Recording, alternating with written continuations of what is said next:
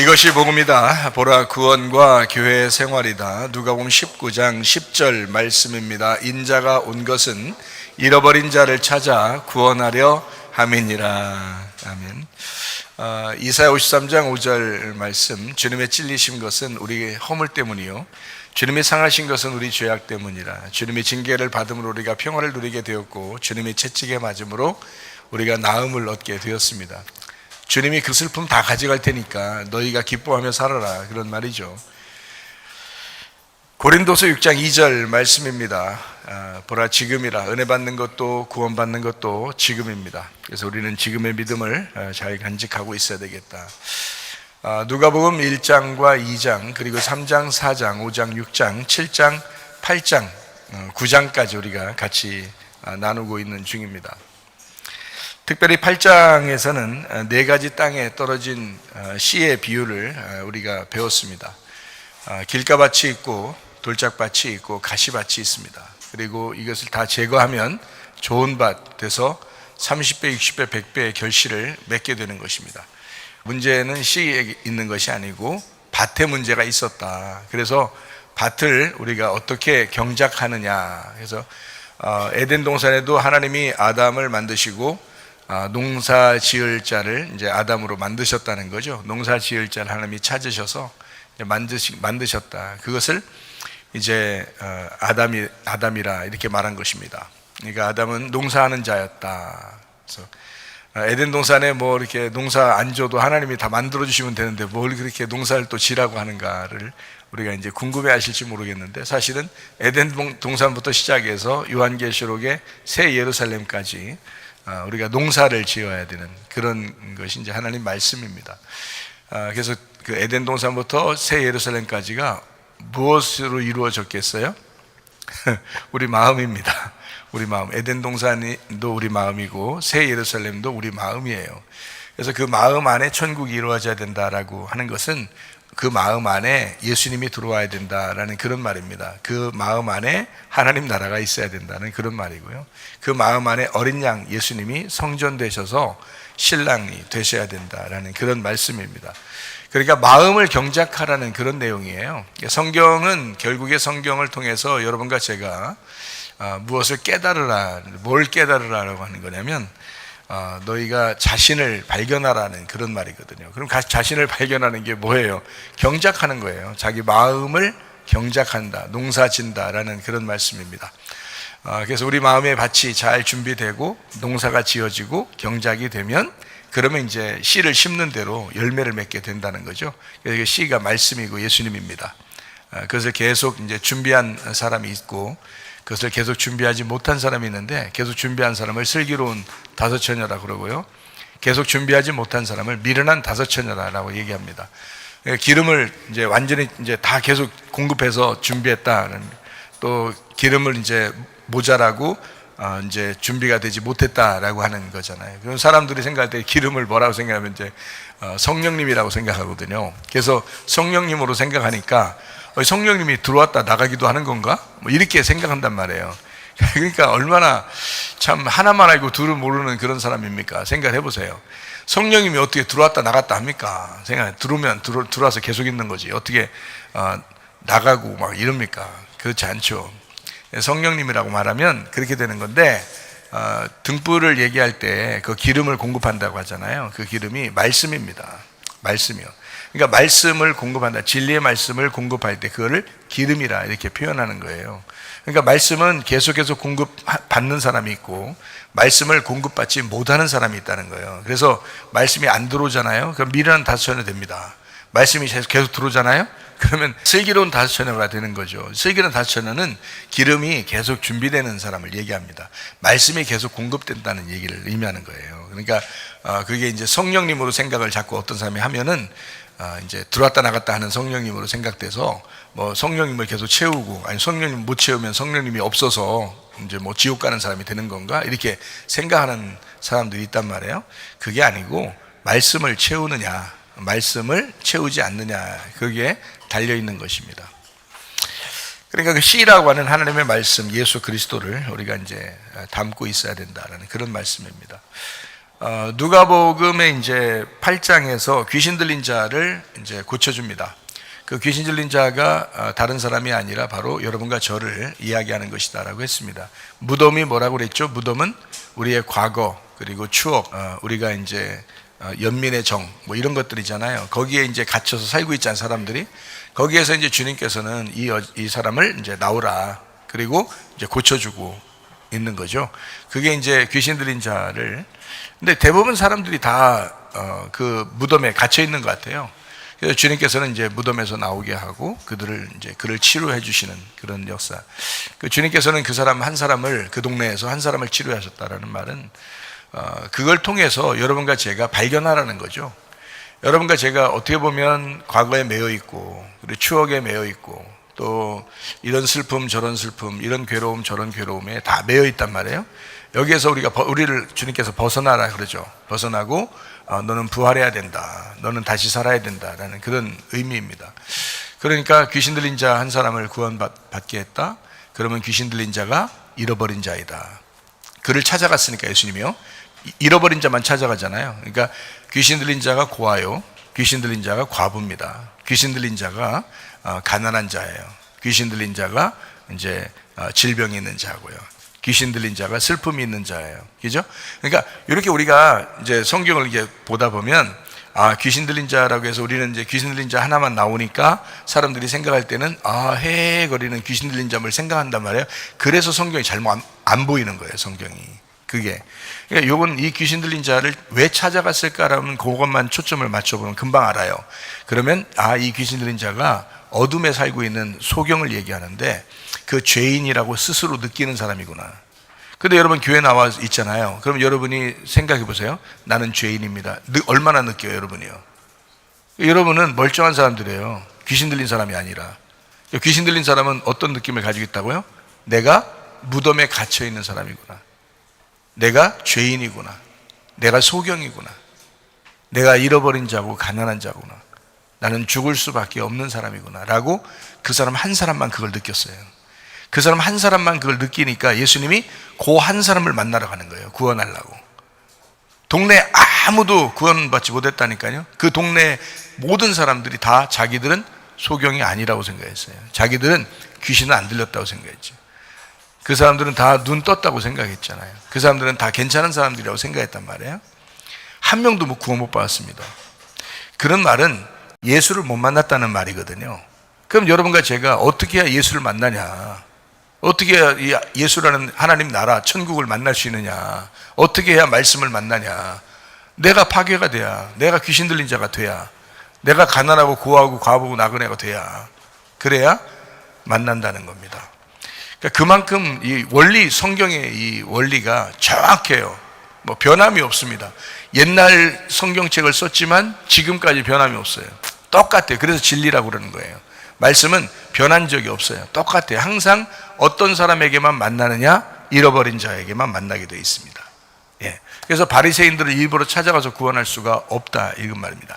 그 바리새인들은 자기들이 스스로 소경이 아니라고 생각했고 또 잘났다고 생각했어요. 그리고 열심히 율법을 지킨다고 생각했습니다. 잘한다고 생각했어요. 오히려 율법으로 다른 사람을 정죄하고 판단하고 비판했습니다. 그런데 예수님이 그런 사람을 일부러 찾아가서 구원한 것 저건 없습니다. 그러니까 고아, 과부, 나그네, 그리고 병든 자, 죽어가는 자, 이런 사람들은 예수님이 일부러 찾아가요. 마치 뭐 귀신 들린 자를 찾아가듯이 그렇게 찾아가서 구원한단 말이에요. 여러분, 예수를 만나려면 어떤 사람이 돼야, 기본적으로 돼야 만난다고요? 잃어버린 자가 돼야 주님을 만난다라는 것이 여기 이제 우리가 꼭 간직해야 될 그런 말씀입니다. 그러니까 귀신 들린 자를 주님이 이제 낫게 하시고 치료하셨다. 그리고 야이로의 딸 이제 고쳐주시고요, 살려주시고, 그리고 혈류병 여인을 치료하셨다라는 것이 누가복음 8장에 나와 있습니다. 누가복음 9장의 내용은 어떤 게 핵심이라고요? 누가복음 9장의 내용의 핵심? 하나님의 나라, 이것이 이제 핵심이다. 근데 하나님의 나라가 굉장히 중요한 내용이거든요. 왜냐하면 하나님의 나라가 우리가 결국 교회 다니는 결과, 우리가 교회 다니는 목적이 뭐냐? 하나님 나라에 가려고 하는 거거든요. 그럼 하나님 나라에 가려고 하는 게 이제 어느 날 간다는 건 중요하지만 우리가 지금 여기서 하나님 나라를 산다는 것은 더 중요하기 때문에 하나님 나라를 산다는 것, 이건 하나님 나라를 안다는 건 너무너무 중요한 일입니다. 그래서 누가복음 9장을 통해서 여러분과 제가 하나님 나라를 지금 배우고 있는 중입니다. 여러분의 가정이 하나님 나라가 되시길 바라고요. 여러분 우리 교회가 하나님의 나라가 되시길 바랍니다. 하나님의 나라예요. 하나님의 나라, 이것은 예수 그리스도를 얘기합니다. 예수가 있는 가정, 예수가 있는 교회. 제가 지금 반복해서 계속 얘기해도 여러분이 들을 때마다 새롭죠? 왜? 그렇지, 예수님이 하나님 나라죠. 왜냐하면 단어가 다르기 때문에 여러분이 생각할 때는 예수님 따로 생각하고 하나님 나라를 따로 생각해요. 그래가지고 자꾸 다르게 생각을 하는 거거든요. 근데 성경적으로는 그게 아니라고요. 똑같다고 계속 얘기해도 아마 다음 주에 또 얘기해도 또 새롭단 말이에요. 하나님 나라하고 예수님이라는 단어가 다른데 똑같다고 하니까 그게 이제 새롭게 또 느껴진단 말이에요. 이게 좀 머리가 좋고 봐야 되죠. 자, 예수님이 하나님의 나라입니다. 이게 천국이에요. 그래서 하나님 나라는 천국. 그래서 이제 하나님이 또 요한복음에는 말씀이 하나님이라고 그랬잖아요. 그래서 말씀이 하나님이니까 하나님의 나라는 말씀의 나라다, 이렇게 보는 거예요. 그러니까 하나님의 나라, 말씀의 나라. 그 말씀이 하나님과 함께 계셨는데 이 말씀이 곧 하나님이셔. 그래서 이 말씀이 우리 육신으로 왔다. 이것을 예수님이라고 요한복음 1장에 소개하고 있잖아요. 그래서 그 말씀이 예수님이라고 그러는 거예요. 그러니까 예수님이 말씀인데 말씀이 하나님이야. 그러면 그 말씀의 나라가 하나님의 나라야. 근데 그 말씀이 예수님이야. 그래서 예수님의 나라가 하나님의 나라야. 그래서 예수님이 하나님이야, 요거죠. 그래서 예수님이 하나님의 나라다. 결국 하나님의 나라를 소개하러 이 땅에 오셨다라는 겁니다. 그러니까 우리는, 여러분과 저는 분명히 다른 건 몰라도 하나님의 나라는 알고 있어야 되는 거죠. 하나님의 나라는 알고 있어야 되는 거예요. 왜냐하면 예수님이 하나님의 나라를 전파하러 오셨잖아요. 그러니까 하나님의 나라를 알려주러 오셨으니까 우리 여러분과 저는 무조건 다른 건 몰라도 하나님의 나라는 알고 있어야 되는 거예요. 하나님의 나라가 뭐예요? 그렇게 질문하지 말고 하나님의 나라가 누구예요? 라고 질문해야 되겠죠. 하나님의 나라가 누구죠? 예수님입니다. 요거를 분명하게 여러분과 제가 알고 있어야 되겠다. 그러면 하나님의 나라가 있는 곳이 천국이니까, 그죠? 하나님의 나라가 있는 곳, 예수님이 있는 곳이 천국이니까. 그러니까 우리가 다른 모든 것들을, 이 성경의 모든 것들을 다 그 예수님으로 종합을 시킬 수가 있다는 거죠. 요약을 할 수 있다는 거죠. 그러니까 이 하나님의 나라가 우리가 궁극적인 목적인데, 이 하나님의 나라가 예수님이래. 그럼 예수님만 있으면 모든 게 다 해결되는 거예요. 사실은 하나님의 나라가 해결됐으니까, 그죠? 그러니까 예수님만 있으면 모든 게 다 해결되니까, 반대로 예수님이 없으면 모든 게 해결이 안 되는 거예요. 그죠? 그러니까 예수님이 있으면 천국 가는데 예수님이 없으면 천국 못 가잖아요.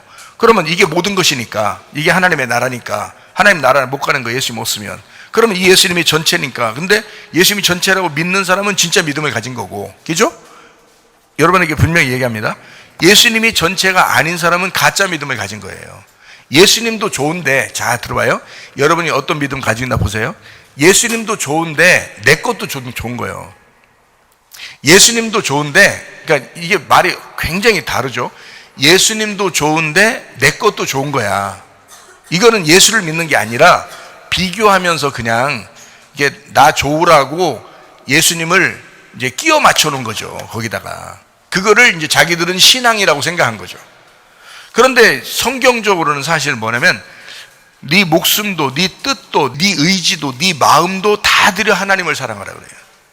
그 말은 뭐냐면, 자, 네 거 하나도 없어, 예수님만 사랑할 수가 있느냐, 이렇게 하는 거거든요. 자, 네가 구하는 거 다 있거든. 뭐 이것도 구하고 저것도 구하고 하는데 먼저 그의 나라와 그의 의를 구해봐 그랬어요. 그죠? 그러면 우리가 뒤에 것을 다 제껴놓고 이걸 구해야 되거든요.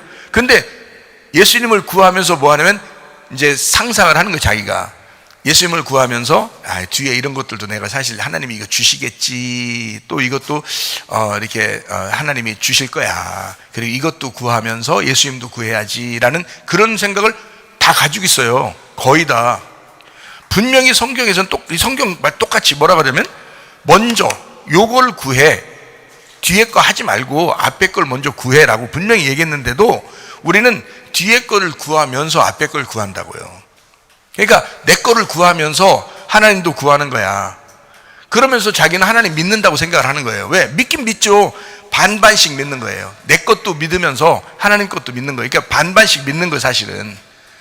근데 성경은 하나님만 사랑할 수 있는가? 너 진짜 하나님 믿느냐? 하나님만 인정할 수 있는가? 하나님만 의지하고 하나님 신뢰하는가? 라고 그렇게 성경은 요구하고 있거든요.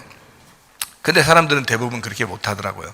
그래서 90% 이상이 하나님만 믿는 게 아니고 하나님과 자기 걸 같이 믿더라는 거예요. 90% 이상이. 그러면 10% 정도는 그래도 교회 다니면서 오직 하나님이 최고입니다. 나 다 놓을 수 있어요. 내 모든 걸 다 포기할 수 있습니다. 예수님만 필요합니다. 내게는 예수님만 필요합니다라는 사람이 10% 정도는 있을 거예요, 아마. 10% 정도는. 근데 나머지 90% 정도는 말씀을 들어야 할 사람들입니다. 이런 말씀들을 들어야 해서, 이런 말씀들을 왜 들어야 되냐면, 아, 그래. 내가 왜 이렇게 두 개를 나누어서 이렇게 양다리 걸치고 내가 살았을까? 내가 주님만 바라보면서 생활해야 되는데 그건 이론적으로 알겠는데 실질적으로는 내가 안 했구나. 그러면 내가 주여 주여만 했지 진짜 뜻대로 살진 않았구나. 내가 아멘 아멘만 했지 진짜 주의 뜻대로 살진 않았구나 라고 금방 알아채려야 되거든요. 그러니까 진짜 하나님의 나라가 임한다는 것은 네 거를 가지고 있어야 하나님의 나라가 임하는 게 아니에요.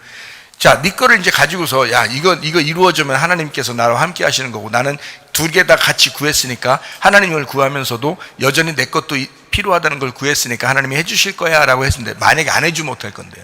만약에 안 해주면 여러분 그러면 기분이 안 좋다고. 기분이 안 좋아. 왜 기분이 안 좋은 거야? 아니 너 예수님만 믿는다며 왜 기분이 안 좋은 건데 물어보고 싶어. 너 예수님 믿는다며 왜 기분 나쁜 거야? 그럼 이제 이런 말 한다 또. 하여튼 성경 끼워 맞추기 이제 잘해 사람들이. 뭐라고 하냐면 하나님이 내가 불행하길 원하시겠어요? 이런단 말이에요. 또 하나님이 좋은 거 잘 해주시는 걸 그걸 바라지 하나님이 불행한 걸 원하시겠습니까? 이렇게 한단 말이죠. 그러면 또 이제 앞에 듣는 사람들이 그래요 맞죠 그렇긴 해 또 이렇게 된단 말이지, 그죠? 그러니까 자기가 원하는 것들이 돼야 행복할 건데 이거를 안 해주시는 게 진짜 하나님의 뜻일까? 이게 하나님의 마음일까? 이제 이런단 말이에요 사람들은. 그죠? 그러면서 하나님이 날 행복하길 원하시지 하나님이 불행하길 원하시겠느냐라고 이제 이렇게 끼워 맞춰 놓는다고요. 그러면 이제 예수님 이야기로 다시 한번 우리가 돌아가 봐요. 예수님 이야기로 다시 돌아가 보면 예수님은 이 땅에 오셔서 자기 뜻대로 산 적이 있어요? 자기 뜻대로 한 번도 살아본 적이 없어요. 예수님은 솔직히 말해서 우수에 젖은 눈으로 사셨어요. 자기 평생에 죽어야 되는 목표를 딱 가지고 계속 슬픔으로 살았어요.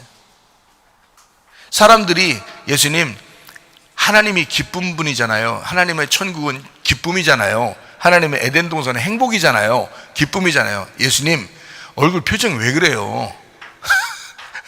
예수님 표정 좀 바꾸셔. 아니 제자들이 예수님 따라다니면서 그렇게 얘기했다 해서 아니 예수님 표정을 좀 바꾸시면 안 되겠어요? 천국이라며. 천국이 표정이 뭐 그래.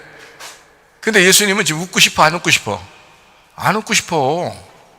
안 웃고 싶은데 그거를 막 억지로 막 웃으라 그래요? 못하지. 그렇잖아요? 지금 힘들어 죽겠는데 막 웃으라고 막 그래요? 막 간지럼 피면서? 예수님 간지럼 핀다고 지금 웃고 싶겠어? 생각해 보세요. 여러분 예수님이라면 아니라고. 슬픔에 젖어 있다고. 슬픔의 눈망울.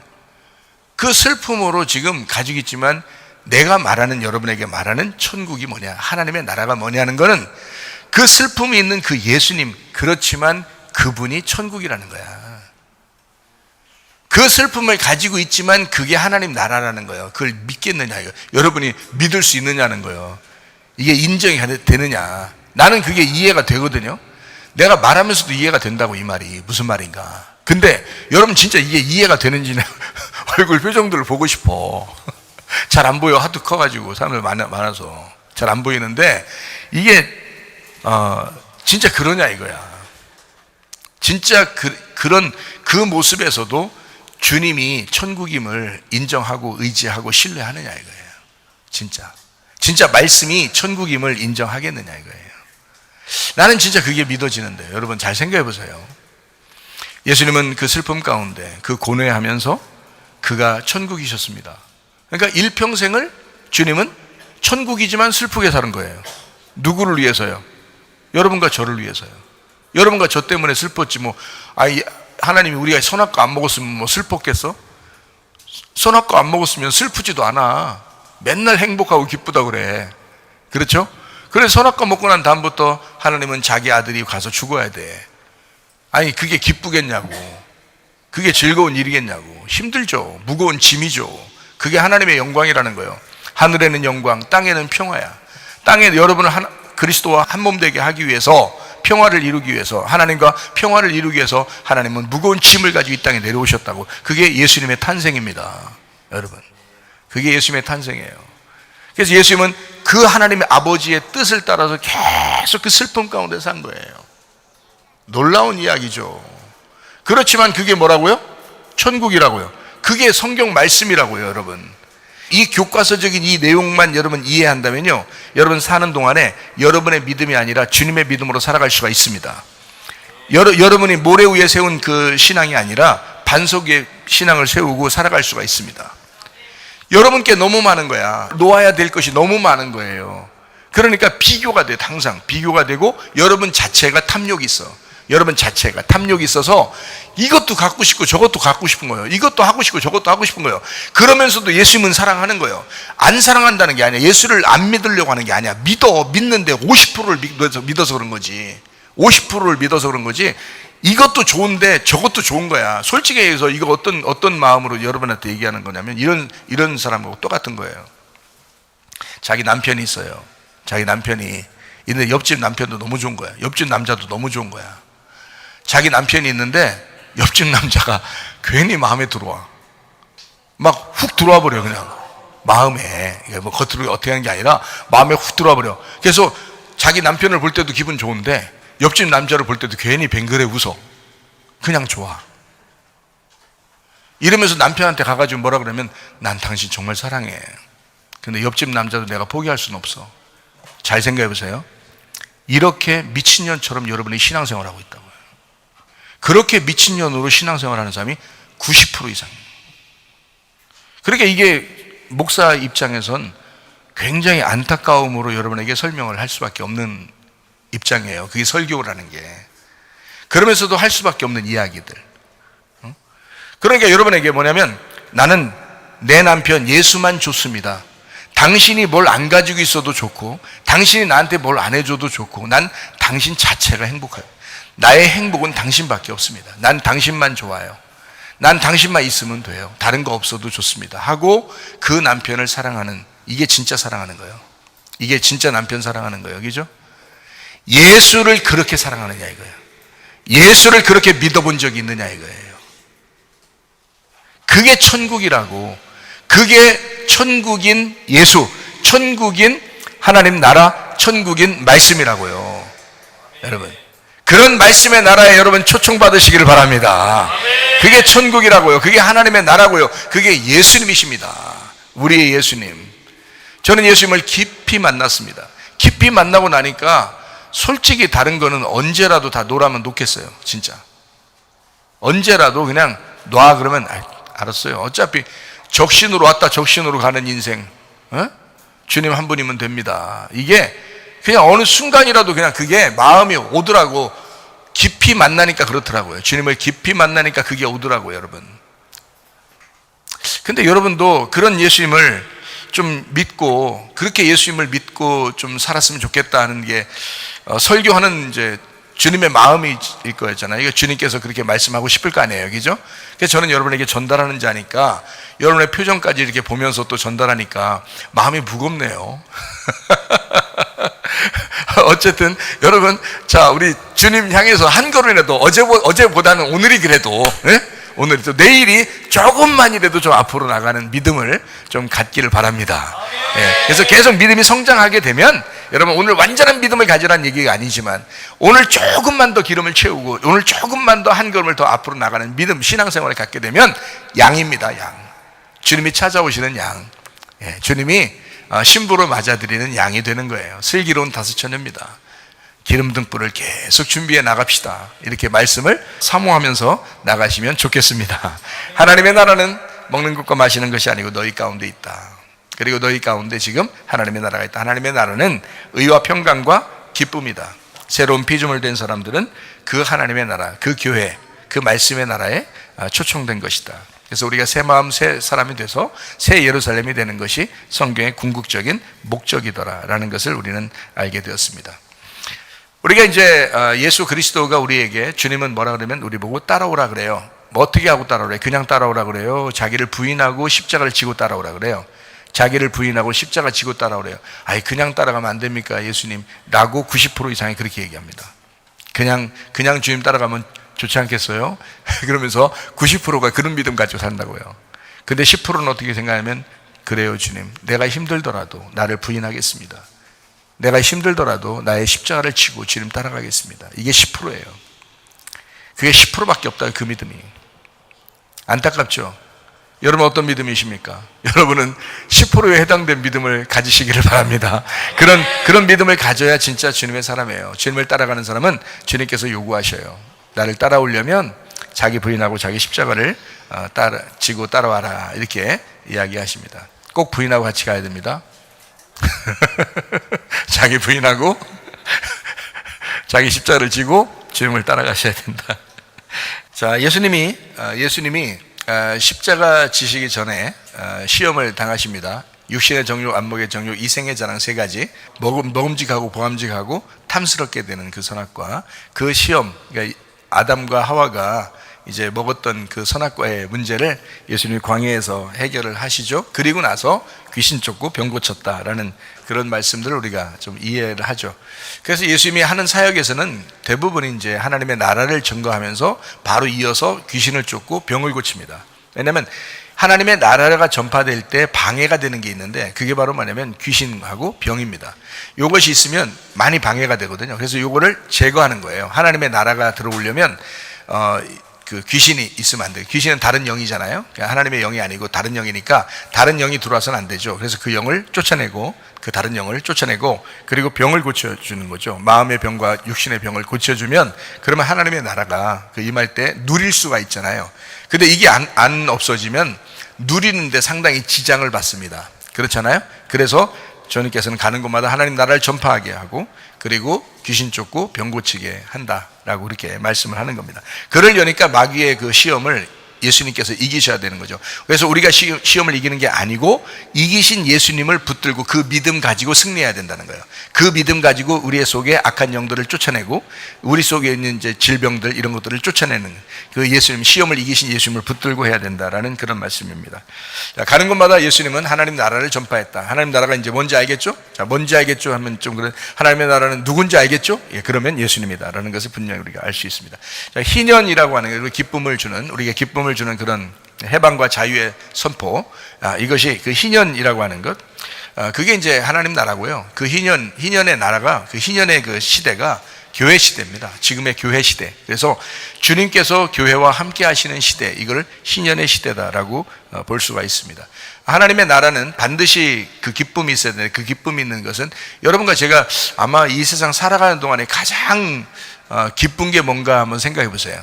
가장 행복하고 기쁜 시간이 어느 때인가 한번 생각해 보세요. 어느 때예요?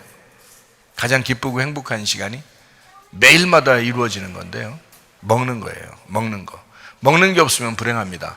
그래서 여러분, 그 사람들 여행하는 데는 국내 여행도 하고 해외 여행도 하고 그러잖아요. 그러면 보통 이렇게 그 여행할 때 뭐 한다 그래요? 뭐 하러 간다 그래요? 응? 네, 먹방이죠. 먹방하러 간다 그래요. 그러니까 어디 가서 먹을 게 없이 그냥 막 여행해 보세요. 금강산도 식후경 이렇게 얘기하는데, 먹는 게 없이 그냥 구경할 때만 계속 하루 종일 구경하고, 그 다음날도 구경하는 거 엄청, 얼마 아름답죠? 멋있죠? 막 이러면서 구경 다 시켜보세요.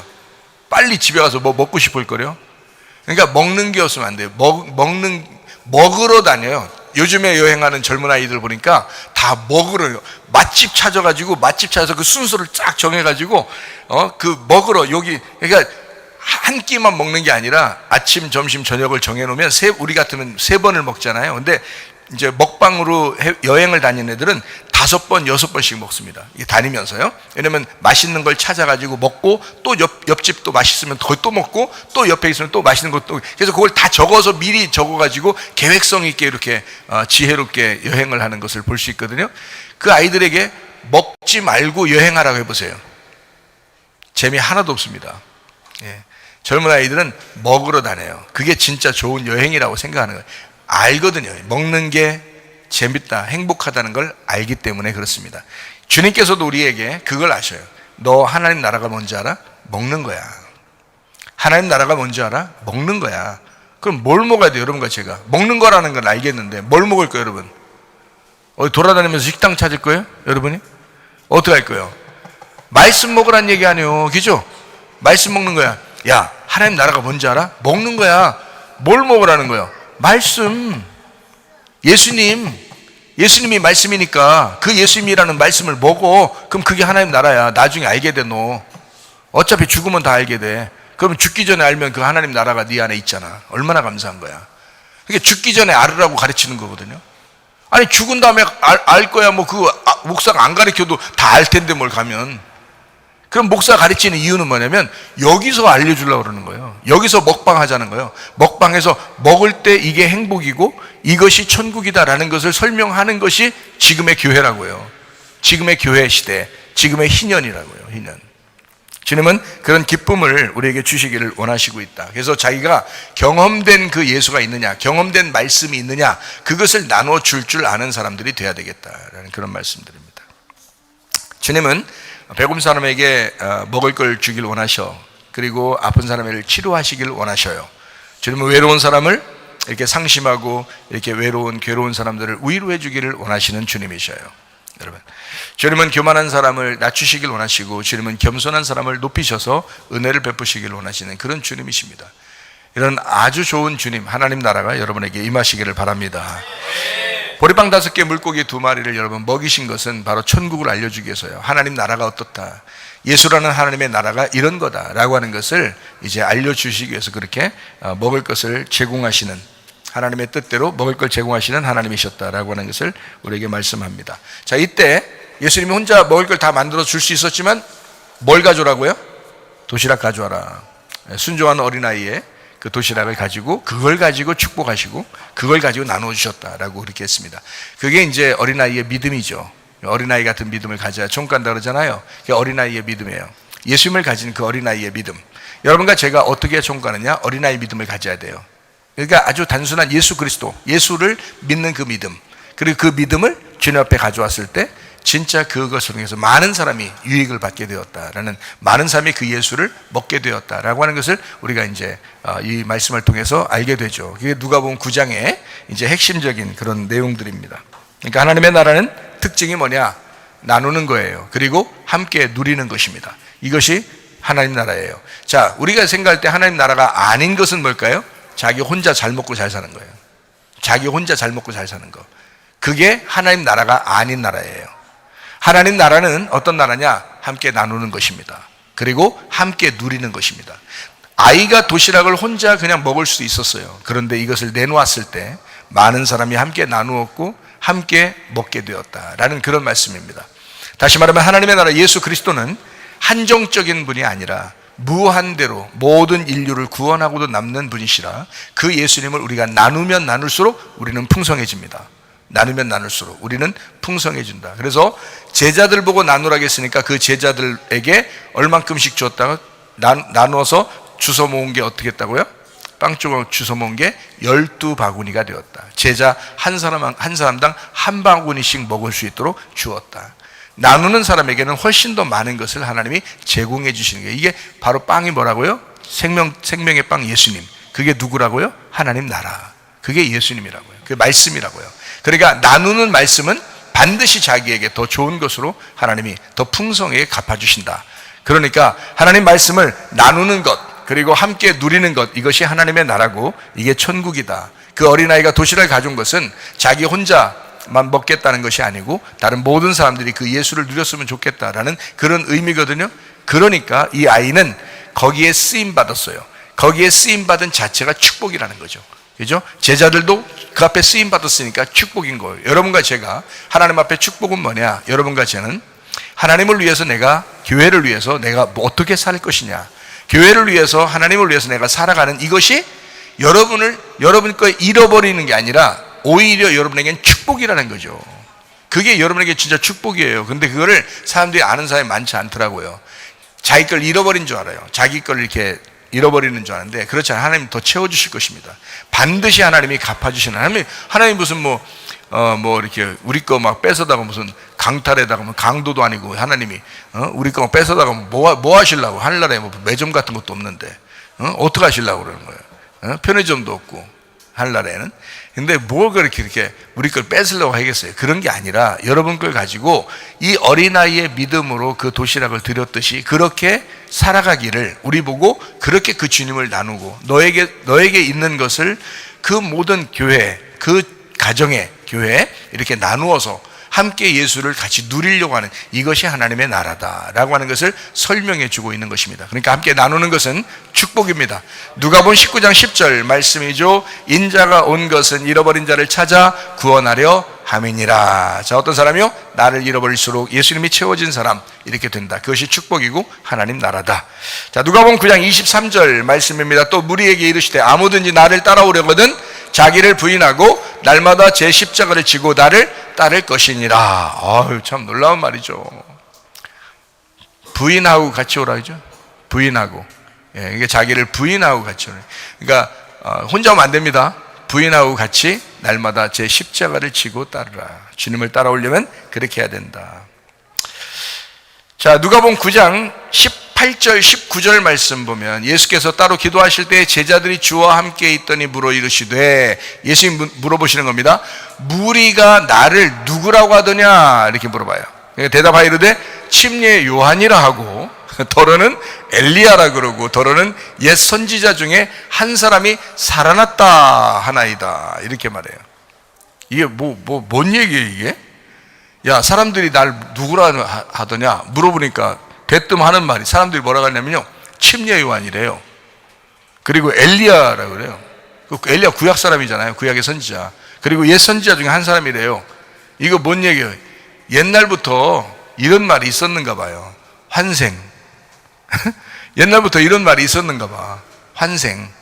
아마 옛날에 있는 구약의 선지자가 살아나서 예수로 왔는가 보다, 이렇게 사람들이 얘기하는데요.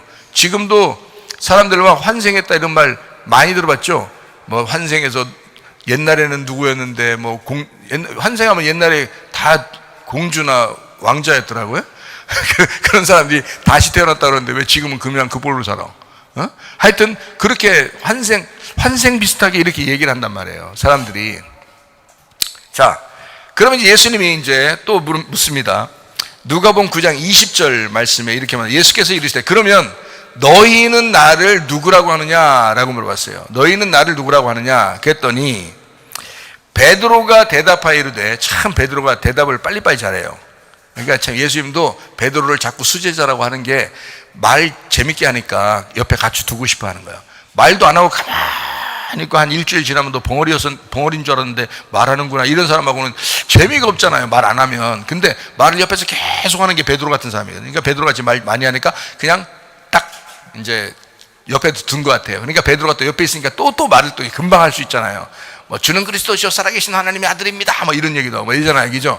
그게 이제 여기서는 뭐라고 그러냐면 베드로가 대답하여 이르되 하나님의 그리스도십니다, 이렇게 딱 얘기해요. 참 놀라운 얘기를 하는 거죠. 그러니까 딴 사람들이 얘기하는 거 완전 틀리죠. 딴 사람들은 뭐 환생한 거 아니야? 뭐 이렇게 얘기하는데 베드로는 이제 뭐라고 얘기하면 하나님의 그리스도입니다 라고 얘기했어요. 그러면 다른 제자들은 이런 생각 안 했을까? 다른 제자들 다 생각했어요. 하나님의 그리스도라고 지금 가르침 받고 다 하고 있는데 왜 모르겠어요? 다 알죠. 말만으로는 잘하죠. 이렇게 말하고서도 베드로가 3번 부인하고 이러는데요. 똑같지 뭐 인간들이. 그러니까 말을 빨리 했을 뿐이에요. 베드로가 좀 혈액형도 그렇고 좀 이렇게 성격도 그렇고 좀 빠른 사람이에요. 그래서 빨리 했을 뿐이에요. 하나님의 그리스도십니다 라고 이야기했어요. 자, 그러면 그리스도라고 하는 게 뭔지를 알아야 되겠죠. 하나님의 그리스도다 할 때는 예수가 그리스도로 왔으니까 그리스도가 뭔지를 알아야 될 거 아니에요. 그럼 그리스도라는 단어가 이게 헬라어 단어인데요, 크리스토스라는 단어입니다. 크리스토스, 이게 헬라어 단어예요. 이게 기름 부음 받은 자라는 단어입니다. 기름 부음 받은 자, 이게 크리스토스라는 단어, 헬라어 단어예요. 이게 구약의 똑같은 이제 히브리 성경, 구약 성경의 단어가 뭐냐면 메시아라는 단어예요. 메시아라는 단어를 헬라어로 바꾸면 크리스토스라는 단어예요. 그러니까 메시아라는 단어가 히브리 말로 기름 부음 받은 자예요. 기름 부음 받은 자, 메시아. 그게 신약에 오면 그리스도 이렇게 되는 거예요. 그러니까 하나님의 메시아입니다. 하나님이 보내시는 메시아입니다 라는 단어예요, 이 말이. 그러니까 하나님의 그리스도입니다 라고는 얘기거든요. 그럼 메시아는 또 뭐냐? 메시아는 뭐예요? 메시아는 원래 그냥 메시아만 있는 게 아니고 같은 이름이 있어요. 메시아라는 같은 이름. 자, 보세요. 예수라는 이름에 같은 이름이 있는데 구약에 어떤 이름일까요? 예수라는 같은 이름이 있어요. 어떤 이름이죠? 여호수아잖아요. 그건 어떻게 아시나요, 다? 그죠? 예수라는 이름에 같은 이름은 여호수아입니다. 그러면 메시아의 같은 이름은 뭘까요? 모세입니다. 모세가 메시아란 단어예요. 모세가. 그러니까 모세, 메시아. 비슷하죠, 그죠? 모세, 메시아. 이게 비슷한 단어거든요. 같은 단어예요. 그러니까 모세가 메시아고 메시아가 모세인 거예요. 하나님이 보냈잖아요. 모세도 하나님이 이스라엘 백성들에게 하나님이 불러가지고 모세를 산에서 불러가지고 이렇게 땅 밑으로 보내잖아요. 애굽으로 보내잖아요. 그죠? 광야에서 산 위에서 불러가지고 땅에서 부른 거 아닙니다. 산 꼭대기 올라와야 만나는 거예요. 산 꼭대기 올라온 모세를 만나서 땅 밑으로 보내는 거예요. 그게 메시아란 말이에요. 이스라엘 백성들은 모세를 볼 때 저분이 왔다. 하나님이 보내신 하나님의 기름 부음 받은 자가 왔다. 그래서 모세가 왔다. 저 모세는 하나님이 보내신 자다. 이렇게 되는 거죠. 그죠? 그러니까 모세가 메시아, 그리스도. 그러니까 같은 단어예요. 모세, 메시아, 그리스도. 같은 단어입니다. 무슨 단어라고 이게? 기름 부음 받은 자다. 이런 단어입니다. 기름 부음 받은 자. 자, 그러면 우리가 이제 여기에서 이제 한번 우리가 생각해 봐야 됩니다. 누가복음 9장 22절을 한번 보겠습니다. 이르시되 인자가 많은 고난을 받고 장로들과 대제사장들과 서기관들에게 버림바 되어 죽임을 당하고 제3일에 살아나야 하리라 하신다라고 말씀했습니다. 이 말이 똑같이 요한복음 2장 19절 말씀에 나옵니다. 예수께서 대답하여 이르시되 너희가 이 성전을 헐어라. 내가 사흘 동안에 일으키리라. 이게 누구를 가리킨다고요? 예수님을 가리키는 말이에요. 그래서 예수님이 성전인데 이거를 헐어라, 죽여라 나를. 그러면 3일 만에 내가 다시 부활하리라 라는 말이거든요. 그러니까요, 누가복음 9장 22절의 내용도 똑같아요. 기름 부음 받은 그리스도라고 이제 사람들이 인정하는, 제자들이 얘기하는 이 그리스도가 메시아란 말이에요. 그가 구약의 모세와 같은 자예요. 그 모세와 같은 자 메시아가 그리스도인데 이 하나님의 그리스도가 죽임을 당하기 위해서 왔다. 죽임을 당하기 위해서 오셨다라고, 어린 양으로 왔다.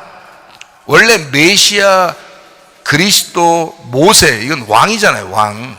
근데 어린 양으로 죽으러 왔다라는 것을 표현하잖아요. 그럼 이게 완전 반대말이잖아요, 그죠? 하나님의 그리스도십니다. 사람들은 이제 구약의 메시아를 기다릴 때 어떻게 기다렸겠어요? 우리에게 신년을 베푸시는 메시아, 우리에게 희망을 주시는, 소망을 주시는 하나님의 메신저가 올 거라고 기다렸단 말이에요. 그런데 예수님은 반대로 얘기하는 거예요. 나는 하나님으로부터 보냄받은 그리스도 맞아. 니네가 말하는 그리스도가 맞아. 근데 그 메시아야. 그리고 모세와 같은 왕이야. 그런데 나는 죽으러 왔어 라고 바로 이어서 얘기해줘요. 죽으러 왔어. 인자는 죽으라, 고난을 당하고 죽임을 당하러 왔다 라고 바로 이어서 얘기해 준단 말이에요. 그러니까 메시아는 결국 통치자인데 통치하려고 온 게 아니라 죽임을 당하러 왔다라는 거예요. 죽임을 당하러. 반대로 얘기했단 말이에요. 그죠? 그러니까 사람들이 말하는 거하고는 반대로 이해가 안 되도록 얘기가 되는 거예요, 이 말이 지금. 그렇죠? 예수님의 말하고 제자들이 말한 거하고 지금 반대로 얘기한 겁니다. 제자들은, 베드로가 특히 뭐라, 하나님의 그리스도십니다 라고 얘기했고, 바로 이어서 예수님은 나는 죽으러 왔어 라고 얘기해요. 그러니까 완전히 반대로 지금 이야기한 것입니다. 가만히 생각해 보세요. 죽임을 당하러 왔다. 예수님은 메시아인데 죽임을 당하러 왔다. 자, 그리스도, 메시아, 모세 같은 이름이라고 그랬죠? 그러면 모세 때 뭘 받았죠? 모세 때 뭘 받았어요? 예, 십계명, 그리고 율법이라고 그러죠? 그러니까 모세 때 율법이 내려왔습니다. 하나님께서 율법을 모세에게 허락한 거고요. 그래서 모세가 율법의 대표예요. 율법의 대표, 그러니까 모세입니다. 복음의 대표가 누구죠? 예수님이시죠. 복음의 대표가 예수님이에요. 그러면 모세는 율법의 대표고 예수님은 복음의 대표입니다. 그러면 예수님이 오셨다면 복음이 지금 온 거예요. 그죠? 복음이 왔는데 이 복음이 누구에 의해서 죽임당한다는 거예요? 그리스도로서, 메시아로서 이 율법 안에서 죽겠다는 거거든요. 그래서 그리스도는 죽임당한다. 메시아는 죽임당할 것이다. 율법은 죽임당해야 된다. 율법이 없어지는 게 아닙니다. 예수님이 없어져요? 없어지는 게 아니라 죽어야 된다는 걸 강조하고 그 다음에 부활하죠. 여러분이 죽는다 그러면 여러분이 진짜 없어진 걸까요? 아니에요. 여러분이 다시 부활하는 거거든요. 죽으면 부활한다. 여러분은 안 없어졌는데 여러분이 회개하잖아요. 그럼 그걸 뭐라 그래요? 죽음이라 그러죠. 회개하면 죽음이라 그래요. 그러면 죽임당하면 여러분이 없어졌나요? 좀 딱 먼지처럼 사라진 건 아니잖아요. 여러분 존재하잖아요. 여러분은 그대로 있는데 부활한 거죠. 새로 태어난 거란 말이죠. 그죠? 예수님도 십자가 못 박혀 돌아가시면 부활한단 말이에요. 예수님이. 그러니까 뭐 안에서 일단 죽는 거야? 율법 안에서 율법을 죽이는 거예요. 율법을 죽이는데 복음이 와서 율법을 죽이는데 율법 안에서 죽는데 그 말이 같은 말이에요. 율법 안에서 죽는데 율법이 사라진 게 아니야. 이게 사라진 게 아니라 이게 복음으로 바뀐 거란 말이에요. 복음으로 부활해서 바뀐다는 것을 얘기하는 거예요. 그러니까 사람들은 메시아가 통치하기를 원해서 메시아라고 그리스도라고 사람들은 얘기하지만 예수님은 율법은 반드시 파괴되고 죽어야 된다는 것을 얘기하는 거예요. 그 율법 안에서 오신 분이 예수님이란 말이에요. 그래서 그분이 율법 안에서 와서 죽임당하고 복음이 되셔야 된다는 거예요. 그러니까 죽을 때만 복음이 살아나는 거예요. 율법이 안 죽잖아요. 그러면 복음은 안 살아나요. 죽어야 복음이 나오는 거예요. 율법이 죽어야 복음이 나오는 거잖아요. 그래서 예수님은 율법 안에서 내가 죽어야 너희들에게 진짜 복음이 오는 거야 라는 걸 설명해 주고 싶은 거예요. 여러분, 율법 안에서 여러분이 죽은 사실이 없다면 복음이 안 와요. 그건 말뿐이지. 여러분에게 말뿐이지 진짜 주관적인 주님을 경험을 못하는 거예요. 주관적으로 경험을 하려면 죽는 사실이 있어야 되는 겁니다. 그만큼 회개가 있어야 된다는 거예요. 죽음의 사실이 분명히 여러분에게 와야 부활의 복음이 오는 거예요. 그러므로 하나님의 그리스도십니다. 바로 이어서 예수님 말씀합니다. 나는 죽임을 당하기 위해서 왔다. 이렇게 말씀을 하신 겁니다. 희년에 성취되는 목적, 주님의 부활은 우리에게 희년이다. 그래서 기쁨을 주는 그 기쁨은 교회 시대를 말합니다. 그래서 희년은 내가 교회 시대다라고 얘기하는 것은 이유가 뭐냐면 희년 교회 시대. 왜? 예수님이 죽지 않으면 교회 시대는 안 와요. 예수님이 죽지 않으면 희년 우리에게 오지 않는다고요. 예수님이 죽어야 그 교회 시대가 우리에게 도래하고 하나님의 나라가 진정한 하나님의 나라, 그 교회가 우리에게 온단 말입니다. 교회는 예수가 죽지 않으면 오지 않아요. 만들어지지 않습니다. 예수가 죽어야, 반드시 죽어야 교회가 나오게 돼 있어요. 율법 안에서 죽어야 복음이 나오듯이 예수님이 죽어야 교회가 탄생되는 것입니다. 교회는요, 예수님에 의하여 예수님의 피, 어린 양 예수님의 죽음으로 세워진 것이 바로 교회예요. 그러니까 교회에서 진짜 예수 만난 사람, 진짜 구원받는 사람도 어떻게 하느냐? 어린 양 예수를 놓칠 수가 없는 거예요. 그래서 계시록에서는 어린 양 예수가 너의 신랑이라고 얘기하는 거예요. 어린 양 예수가 너의 신랑이라고 얘기해요. 그걸 강조합니다. 왜요?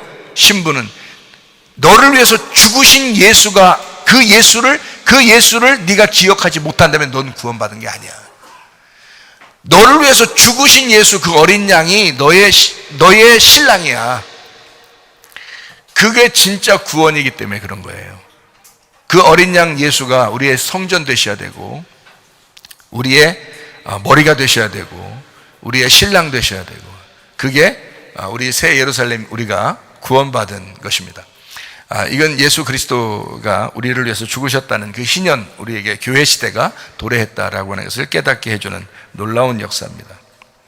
주님은 이어서 말합니다. 누가복음 9장 23절 말씀입니다. 또 무리에게 이르시되 아무든지 나를 따라오려거든 자기를 부인하고 날마다 제 십자가를 지고 나를 따를 것이니라 라고 말씀합니다. 하나님 나라의 성취 방법입니다. 하나님 나라가 그러면 어떻게 오느냐, 여러분에게 하나님 나라가 어떻게 하면 올 수 있느냐? 죽는 겁니다. 죽으면 옵니다. 죽지 않으면 안 옵니다. 다시 말하면 진짜 회개하지 않으면 안 옵니다. 진짜 회개가 죽음이거든요. 죽으려고 회개하는 거고 회개하려고 죽은 거거든요. 그러니까 진짜 회개하면 그때 하나님 나라가 임하는 거예요. 그러니까 하나님 나라의 성취 방법 뭐냐? 죽음입니다. 그러니까 주님은 하나님 나라니까, 자기가 하나님 나라니까 하나님 나라를 주고 싶어요, 우리한테. 그래서 자기가 하나님 나라가 완전히 교회로 완성되려면 자기가 죽음으로써 이것이 완성된다고 그래요. 그러니까 자기가 그 교회 안에서 얘들한테 하나님 나라를 주고 싶어. 그러니까 너희들이 날 따라오면 하나님 나라를 만나. 그리고 하나님 나라라는 천국을 가게 돼. 그러니까 나를 따라오면 자기를 부인하고 십자가를 지면서 따라와봐. 그러면 네가 천국을 누리게 될 거야. 너 천국 만날 수 있어. 이런 얘기를 하는 거죠. 교회 수없이 우리는 교회 다니면서 말씀 듣습니다. 근데 자기가 이게 진짜 천국이 왔는지를 모르고 사는 사람이 태반입니다. 하나님 나라, 천국이 여러분 가운데 임하시기를 바랍니다. 어떻게 하면 그 나라가 임할 것인가? 자기를 부인하고 자기 십자가를 지는 마음, 그래야 하나님의 나라를 성취할 수가 있다라는 그런 것입니다. 잘 생각해요.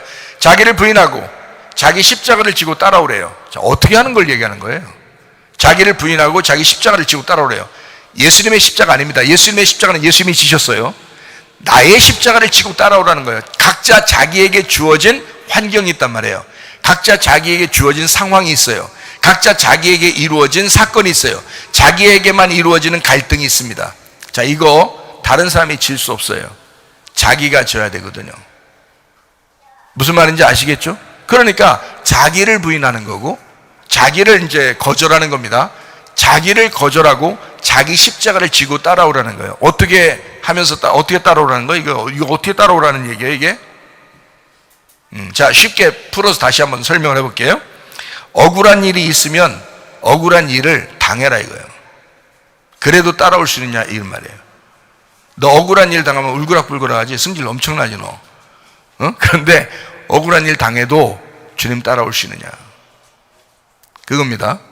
그렇게 오는 것이 자기 부인하는 거고 자기 십자가를 지는 거거든요. 자, 오해받고 누명을 쓰게 되면 오해받고 누명 써라 그냥. 그리고 따라와라. 오해받고 누명 쓰는 거는 네가 해명 안 해도 어차피 오해받고 누명 쓴 거잖아. 너는 가만히 있는데 막 억울한 일이 벌어지잖아. 기분 나쁜 일이 막 벌어지잖아. 그러면 그거를 네가 해결하려고 하지 않아도 이미 그걸 당했잖아. 기분 나쁘잖아. 그런 일이 있는 거 알면서 그거 기분 나쁜데, 그거 지금 억울해 죽겠는데, 지금 누명 썼는데 지금 막 환장하겠는데, 속 마음이 막 환장하겠는데, 그래도 주님은 따라가야 되겠다는 거예요. 그래도 주님 따라가야 되겠다는 거예요. 이게 자기를 부인하는 거예요. 자기 십자가 지는 거예요. 너 그래도 주님 따라올 수 있느냐. 자, 다시 말해요. 마음이 아픈 일들이 막 생깁니다. 살다 보면 마음 아픈 일들이 막 생기잖아요. 그렇죠?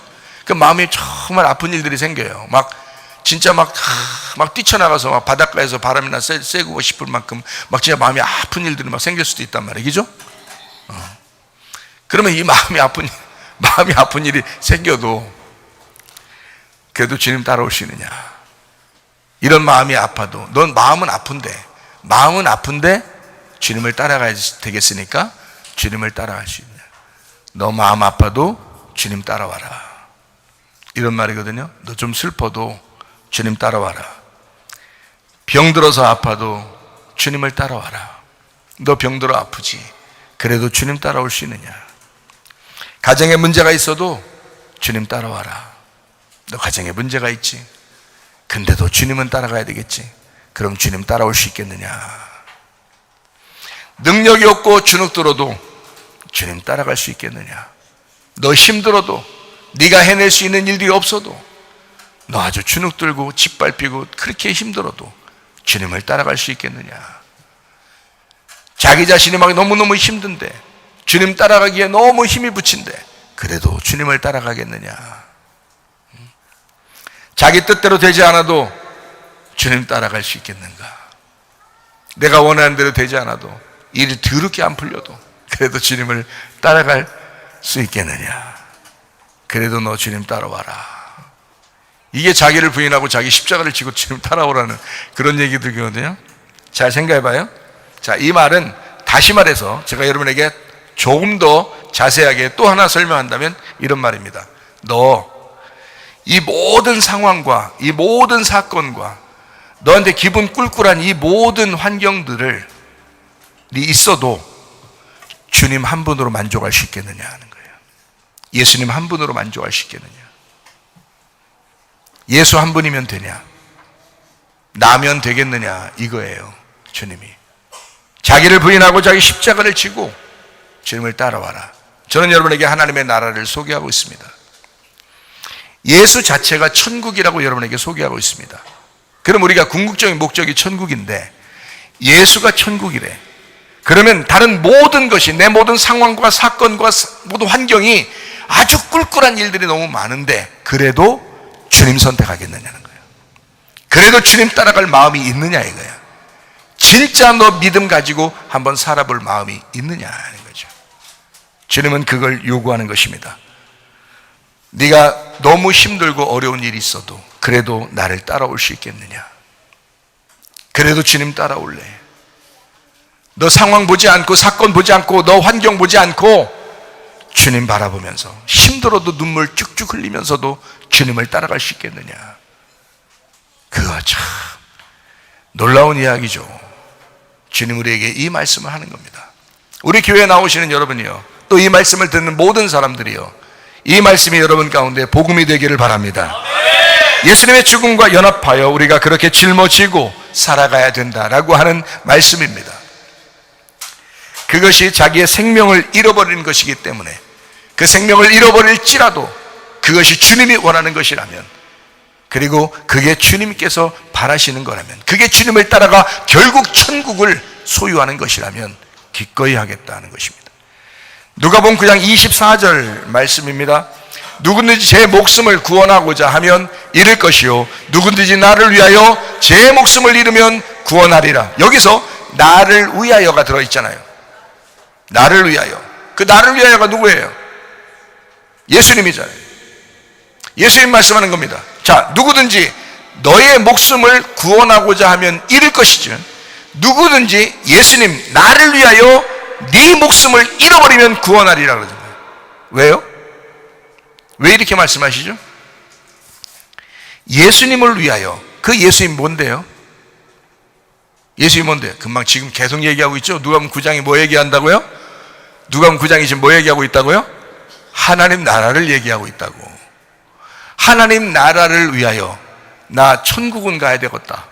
나 하나님 나라는 가야 되겠다. 내가 이 세상에 있는 모든 나의 것은 다 잃어버릴지라도 나 하나님 나라는 못 놓치겠다. 나 하나님 나라는 꼭 가고야 말리라. 나 천국은 꼭 가야 되겠다라는 그 하나님의 나라를 위하여 너를 잃어버리면 너를 구원할 것이다. 너를 잃어버리면 너를 구원하고야 말 거야. 참 놀라운 얘기죠. 참 놀라운 이야기입니다. 예수만 내 안에 살기를, 그것이 참된 믿음입니다. 예수님만 내 안에 있기를, 그렇게 바라는 것은요, 자기가 뭔가 탐욕적으로 가지고 있을 때 절대 오지 않습니다. 자기가 다 잃어버릴 때 그때 옵니다. 예수만 있으면 되겠다. 예수만 있으면 되겠다. 어차피 내게는 예수밖에 없다. 내게 남는 건 예수밖에 없구나. 다른 거 다 잃어버렸구나. 또 다 잃어버릴 것 같구나. 좋다. 내가 예수밖에 없구나. 나에게는 예수밖에 없구나. 이러면 그때 참된 믿음을 소유할 수 있습니다. 그때 참된 믿음이 오는 거예요. 아, 놀라운 얘기인데요. 참 이게 경험해 보면요, 아는데요. 이 말씀이 뭔 얘기인지 아는데요. 여러분, 우리 거 다 없습니다. 다 주님의 것입니다. 라고 하면 여러분이 아멘 그러거든요. 입만 그렇게 하는 거예요. 근데 실제로 우리 가슴 속에 내 것을 잃어버린, 다 청천벽력같이 모든 것이 그냥 다 와르르 무너질 때, 내가 쌓았던 모든 것이 완전히 내 집이 다 무너질 때, 그때 예수 아니면 희망이 없는 거예요. 자기한테 예수 아니면 희망이 없을 때 그때 예수가 찾아오는 거예요. 그때 예수가 우리의 주인 되시는 거예요. 이게 이제 진짜 천국인 거지. 그 말씀이 천국인 거지. 그 예수가 천국인 거지. 아, 그 얘기예요. 하나님의 나라를 얘기하는 겁니다. 하나님의 나라를 위하여 네 목숨까지도 잃어버리면 너는 구원받을 것이다. 놀라운 이야기입니다. 하나님의 놀라운 역사. 누가복음 9장 25절 말씀이요, 사람의 만일 온 천하를 얻고도 네 거 환경, 상황, 사건 다 모든 것이 다 좋아지고도 자기를 잃어버리든지 빼앗기든지 하면 뭐가 유익하겠느냐. 너의 모든 상황과 환경과 사건 다 네 거야. 네 건데 그거 다 가지고 있어도 너 목숨 잃어버리면 다 끝나. 너 자신을 잃어버리면 끝나. 다. 이건 다 원래 물거품 같은 거였어. 허상이었어. 우리에게 진짜는 예수 한 분밖에 없어. 우리에게 진짜는 하나님 나라밖에 없는 거야. 진짜 하나님의 나라가 진짜인 거야. 이 땅에 너의 모든 세웠던 모든 바벨탑은 이건 다 허상인 거야. 하나님이 무너뜨려 버려야 할 모래 위에 세운 집이라는 거지. 이거 다 허상이야. 네가 가지고 있는 지금도 아직도 놓지 못하는 그거 다 허상이야. 그거 다. 예수가 진짜야. 하나님 나라가 진짜야. 그거 한번 소유해보지 않겠냐 이거야. 예수 한번 소유해보지 않겠냐 이거요. 저는 그게 너무 간절한 것은 제가 한번 해보니까 야 이거 진짜구나, 이게 진짜였구나라는 걸 알게 되니까 막 간절한 거예요. 안타까운 거예요. 근데 그 90% 있는 사람들에게 얘기하려니까 이 사람들이 좋은 말씀이라고 이걸 듣겠느냐 이런 생각도 들어. 10% 있는 사람들은 제가 말하는 게 뭔 말인지 이해합니다. 10%인 사람, 완전히 이 땅에서 무너져 본 사람은요 제가 말하는 게 무슨 말인지 이해가 돼요. 근데 90%는 아직 자기가 잃어버려 본 적이 없어. 완전히 잃어버려 본 적이 없어. 그 사람들은 제 말이 무슨 말인지 이해가 안 돼. 어느 날 여러분이 이해하는 날이 오게 될 것입니다. 근데 이 말씀을 듣고 이 말씀이 머리로 이해가 되고 막 가슴팍에 새겨서 이 말씀이 진짜 여러분에게 말씀이 되면 하나님의 나라가 여러분에게 임할 것입니다. 반드시. 하나님은 놀라운 역사, 하나님께서는 여러분이 막 평안하기를 원하고 행복하기를 원하고 기쁘기를 원하고 하나님 나라를 주기를 원하죠. 당연히 자기가 슬펐으니까, 자기가 모든 어려움과 고통을 다 당했으니까, 자기가 그 죽음을 당했으니까 너희들은 기뻐하라 이거야. 너희들은 행복해라 이거야. 왜? 하나님 나라를 줄 테니까. 내가 슬퍼하고 내가 징계를 받고 내가 채찍에 맞고 내가 당할, 넌 다 치료받고 너는 평안하고 너는 행복해라 이거 아니에요. 우리한테. 우리가 소유해야 할 하나님의 나라는 기쁨입니다. 의로운 거고요. 그 평안입니다. 우리가 소유해야 할 하나님의 나라예요. 예수 그리스도가 우리에게 그걸 주고 싶어서 자기가 고통당하신 거예요. 참 놀랍죠. 그러니까 우리가 모든 걸 다 얻어도 너 목숨 잃어버리면 다 끝나. 아무것도 아니야. 이런 것입니다. 차라리 세상으로부터 교회를 얻으시기를 바랍니다. 여러분의 육신, 본토 친척 아비집, 땅의 운명에서부터 이것을 벗어나 말씀, 영이신 그 말씀을 얻기를 바랍니다. 땅으로부터 하늘을 얻어야 하고 나로부터 예수를 얻어야 합니다. 차라리 세상으로부터 교회를 얻고, 차라리 육으로부터 영을 얻고, 차라리 너의 이 땅의 운명으로부터 하나님 말씀을 얻고, 이 땅의 삶으로부터 하늘의 삶을 얻어라. 차라리 나를 잃어버려도 예수를 얻는 사람이 되어야 되겠다. 그 예수가 하나님 나라다. 그래서 하나님의 나라가 내 안에 임하면, 내가 파괴가 되고 내가 없어질지언정 예수 하나님의 나라가 임하면 모든 것을 가진 것이다. 하나님의 나라 가지려고 여러분 교회 나오시는 거야. 평생을 교회 다니는 이유가 하나님 나라에 가려고 그러는 거예요. 이해가 되십니까? 그런데 그 하나님의 나라가 여러분 속에 임하지 않는다면 이건 불행한 종교생활입니다. 여러분, 이거는 진짜 신앙생활로 돌아서기를 바랍니다. 진짜 말씀으로 돌아오시기를 바랍니다. 누가복음 9장 26절 말씀, 누구든지 나와 내 말을 부끄러워하면 인자도 자기와 아버지와 거룩한 천사들의 영광으로 올 때에 그 사람을 부끄러워하리라. 주님이 부끄러워하는 사람 되지 말고 주님이 칭찬하는 사람 되기를 바랍니다. 누가복음 19장 10절 말씀 읽고 마치도록 하겠습니다. 인자가 온 것은 잃어버린 자를 찾아 구원하려 함이니라. 하나님 아버지 사랑과 은혜를 감사합니다. 주의 뜻대로 살다가 주님 만나게 도와주옵소서. 하나님의 마음을 이해하는 자 되게 도와주옵소서. 하나님의 말씀, 하나님의 마음과 동감하는 자 되게 도와주시옵소서. 그래서 하나님 아버지 주님을 깊이 따라가 주님과 함께 동행하다가 주님 만나는 귀한 사람들이 다 되게 도와주옵소서. 가정이 천국 되게 하옵소서. 교회가 천국 되게 도와주옵소서. 우리의 마음이 천국 되게 도와주옵소서. 예수님 귀하신 이름 받들어 기도 올리옵나이다. 아멘. 주님 감사합니다. 우리 하나님 아버지 함께 하시고 사랑하심을 감사합니다. 우리 하나님 도와주옵소서. 우리 한 목소리를 기도하고 가죠. 우리 하나님 앞에 기도합니다. 기도할 때 하나님의 나라가 우리 안에 임하게 하옵소서. 나는 진실로 하나님을 내가 원했는가? 내가 오직 하나님만 원했는가? 내가 오직 하나님의 나라 예수 그 말씀만 원했는가? 나는 그분 한 분으로 만족했는가? 나는 예수 한 분만 있으면 된다고 생각하고 있는가? 진짜 그 믿음 가지고 살아가고 있는가? 하나님, 우리 가정이 소생하게 하옵소서. 교회가 소생하게 하옵소서. 우리의 마음이 소생하게 하옵소서. 두 손 앞에 대고 기도합니다. 우리 하나님 아버지를 인도하시고 사랑하심에 감사합니다. 하나님의 나라가 임하게 하옵소서. 하나님의 나라가 우리의 가정에 임하게 하옵소서. 하나님의 나라가 우리 교회에 임하게 도와주옵소서. 우리 하나님 아버지 오직 예수 한 분으로 만족하는 주의 사람들 다 될 수 있도록 우리 하나님 인도하실 줄로 믿습니다. 하나님 붙들어 주시옵소서.